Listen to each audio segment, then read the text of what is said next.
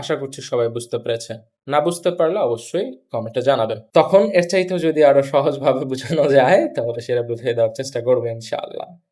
এখন আমরা আরেকটা জেএফটির হচ্ছে রিডিং পার্ট থেকে প্রশ্ন দেখবো। এটা হচ্ছে একটু উদ্দীপক স্টাইলের। একটু আগে তো ছিল ছবি, মেনু, তাই না? এগুলোর স্টাইলের প্রশ্ন ছিল। এখন হচ্ছে উদ্দীপকের মতো একদম রিডিং পার্ট। উদ্দীপকের মধ্যে থেকে আমার বের করতে হবে সঠিক উত্তরটা। এখানে বলছে কি ইচিবান ঐশী কুনাকাত্তা, কুনাত্তা বলছে, কুনাকাত্তাও না, নোয়া দোরেকা। এখানে একটু ভুল আছে, এখানে এর মধ্যে একটু ভুল আছে। এটার মূল প্রশ্নটা হবে হচ্ছে ইচিবান ঐশী কাত্তা নোয়া দোরেকা, অর্থাৎ সবচেয়ে বেশি সুস্বাদু কোনটি। টাইপিং ভুলের কারণে একটু ভুল হয়েছে আর কি। এটা কেন? পরীক্ষার হলে জেএফটি মূল পরীক্ষার মধ্যে ভুল থাকবে না, ইটস ইম্পসিবল। কারণ কখনোই একটা খাবার দাবারের কম্পিটিশনের পারপাস কখনো এইটা থাকে না যে সবচাইতে কে বাজে রান্না করবে, এইটা আমরা দেখি, এটা শুনতেও তো খারাপ শোনায়, তাই না? যে সবচাইতে কে ভালো রান্না করছে এটা আমরা বাইর করি, বা সবচাইতে কে বাজে রান্না করছে এটা আমাদের বের করার তো দরকার নাই, তাই না? তো এখন জিজ্ঞেস করছে যে সবচাইতে বেশি সুস্বাদু কোনটা। কি কি খাবার অপশন আছে? গিউজা, কারে, নাকি হানবাগা। আমাদের এটা একটু পড়তে হবে। কি নিচিউবিনি রিউগাকু সেন্তা দে রিউরিও শিমাস্তা। রবিবারে রিউগাকু সেন্টা মানে কি বিদেশি যে স্টুডেন্টরা আছে তাদের যে সেন্টার, সেই সেন্টারে কি করেছে? রান্না করেছে। রান্নার competition. Ryugaku student centre, international student centre, অর্থাৎ বিদেশ থেকে যারা আসছে বিদেশি স্টুডেন্টদের সেন্টারে রান্না বান্না হয়েছিল।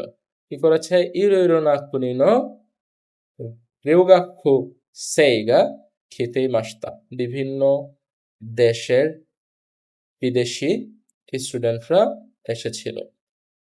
জোজি কারা জীবন্য কুনিনো রিউরি সুকরিমাস্তা।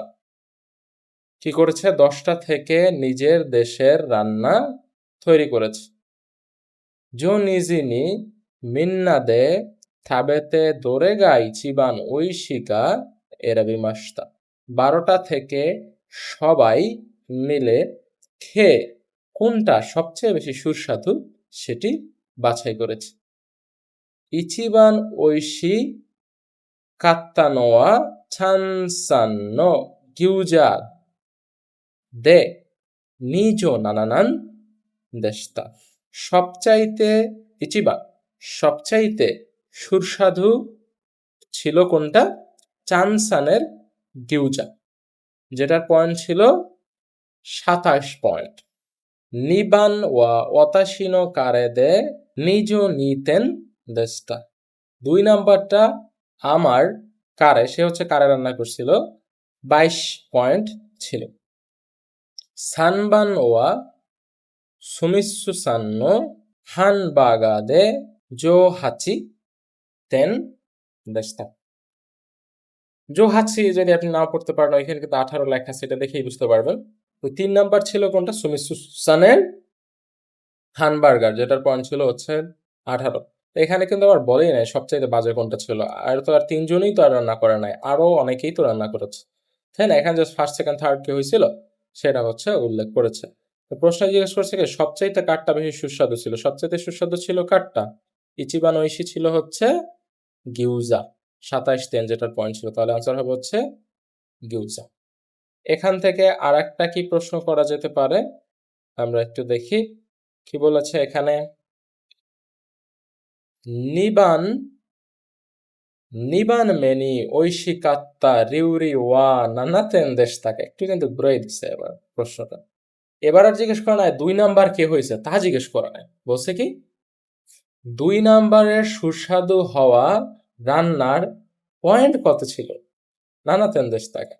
অপশনে কি কি আছে? 27 পয়েন্ট, 22 পয়েন্ট, 18 পয়েন্ট। 1 নাম্বার যে হয়েছিল তারই পয়েন্ট ছিল কত? 27 পয়েন্ট। নিবান ওয়া ওয়াতাশি নো কারেতে জো নিজো নিবান জিন নিজো নিতেন দেশতা। তাহলে যে 2 নাম্বার হয়েছে তার পয়েন্ট কত ছিল? কত ছিল? 22 পয়েন্ট। তাহলে এখানে অ্যান্সার হবে হচ্ছে 22 পয়েন্ট হবে হচ্ছে আনসার। আশা করছি সবাই বুঝতে পেরেছেন। এগুলো যেহেতু একটু কঠিন টাইপের প্রশ্ন, এগুলো যদি পারেন তাহলে আপনি জেএফটি পরীক্ষায় যে প্রশ্ন আসবে সেগুলো পারবেন 100%। ওকে?